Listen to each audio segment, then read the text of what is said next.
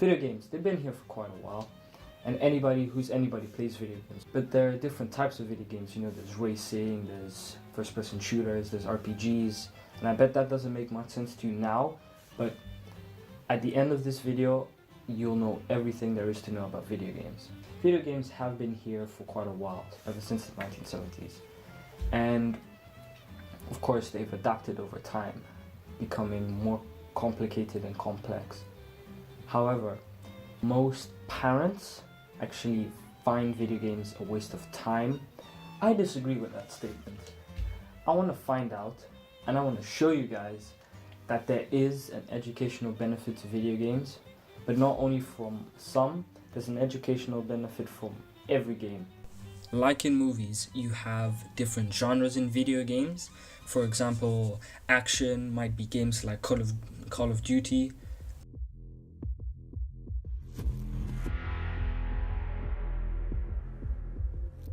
Battlefield. And other games like that. So based around the whole shooting aspect, moving quickly. Action games really help you with your hand-eye coordination, because in action games there's so much going on that while you're holding a controller, or if you're playing with a mouse and keyboard, or if you're using the remotes on the Wii, you still get that feeling. Action games are really good games to help your motor skills, so coordinating your muscles and coordinating what you see with what you do with the controller or the keyboard. Most kids start gaming at like maybe 8 years old, so this skill develops and develops and develops. You'd see them being more experienced when it comes to doing things with your hands or hand-eye coordination in the real world.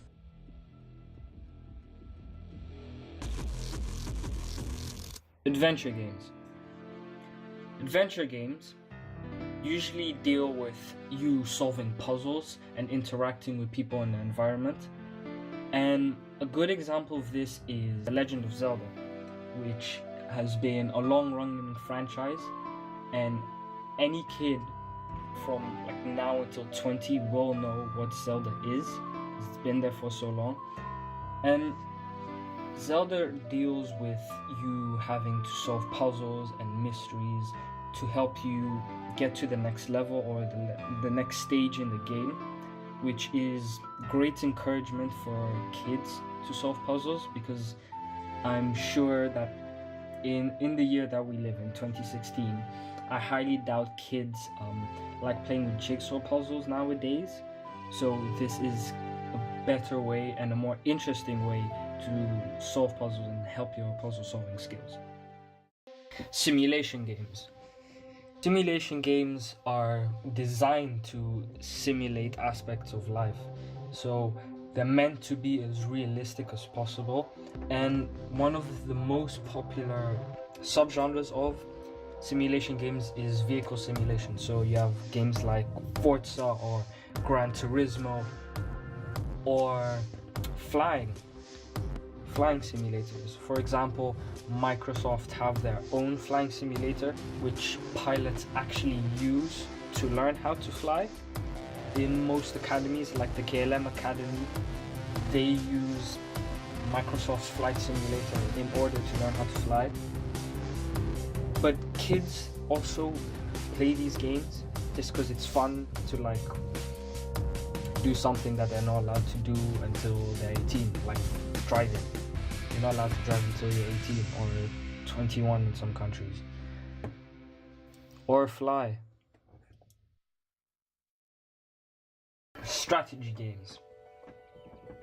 Strategy games usually focus on you making careful and skillful decisions in order to get the win over your opponent.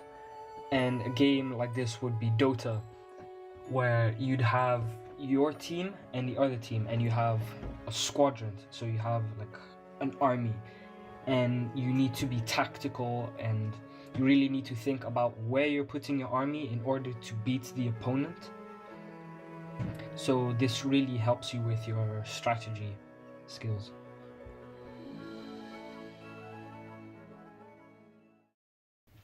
Sports games. Sports games usually try and simulate sports, for example, rugby, football, or hockey, or basketball. The most popular out of all of these is football, and specifically a game called FIFA, as FIFA tries to simulate the game as much as possible. And it's the same for basketball, so NBA, where you could look at learning new tricks or how to pass efficiently or the best way to shoot. Not every game has an educational purpose. For example, you just have casual games which require little or really no skill to play the games. For example, Pac-Man, released in the 1980s, a classic that I'm pretty sure everyone remembers.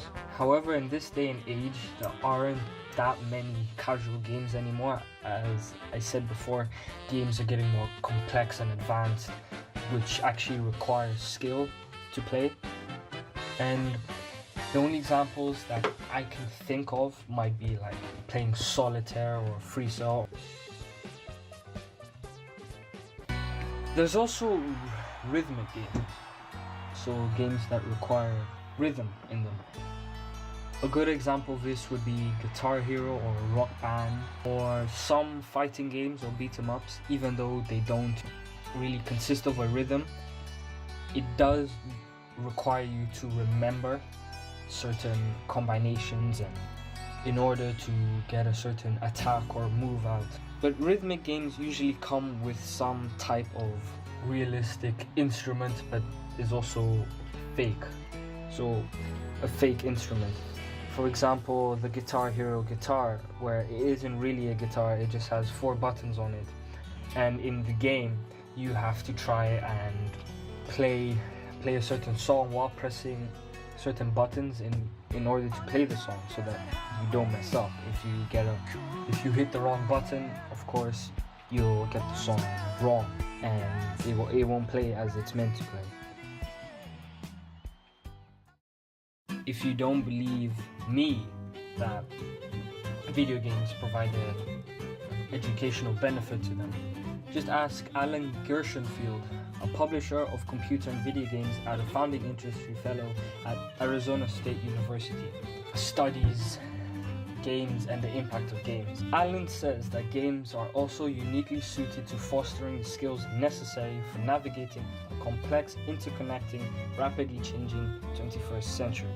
As we move on through the years, the interest of learning changes, and I think that gamificating education actually is the way forward, because everyone who I know and who you might know plays video games, whether it's the most intensive video game or the simplest video games like just playing Super Mario or something like that. Everyone plays video games, and I think that this is the way forward for education, as it still keeps an interest into learning things such as math and reading, making it more interactive than just learning from a whiteboard or smartboard, or if you're old-fashioned, chalkboard. From the same university, James Gee, who's a professor of literary studies, at Arizona, says that games help us develop non-cognitive skills that are as fundamental as cognitive skills in explaining how we learn and if we succeed. According to Gee, skills such as patience and discipline, which one should acquire as a child but often doesn't, correlate with success better than IQ scores do. And those non-cognitive skills, not what you know but how you behave, are far better suited to a game context than a traditional classroom and textbook context, which is what I tried explaining before. Stan Kuehler, who is a senior policy analyst at the White House Office of Science and Technology, started to research at the University of Wisconsin. And research shows that boys typically read a couple of grades below level in school. But these same boys, as it turns out, read texts way above their grade level if the texts are a part of online games. and Steinkuhler wanted to figure it out. So a series of tests were run, accompanied with pizza, and it showed that if the boys could choose what they read, which they could do with online games, they pushed themselves harder. That result held for boys who were struggling to begin with and those who barely were on track. This really supports what I was saying before, that kids are moving away from learning off a whiteboard or smartboard or whatever, and are learning more from these video games, as of course they spend a lot more time on video games than they would in the classroom and concentrate a lot more. And in a sense, they're learning without knowing it. And what I mean by this is that it's so interesting to them that they learn it without having to be pushed for it. So there you have it. You've learned about how different genres and games can help you with individual aspects of learning and skills with a bit of research to back it up. I hope you enjoyed the video and have fun learning through gaming.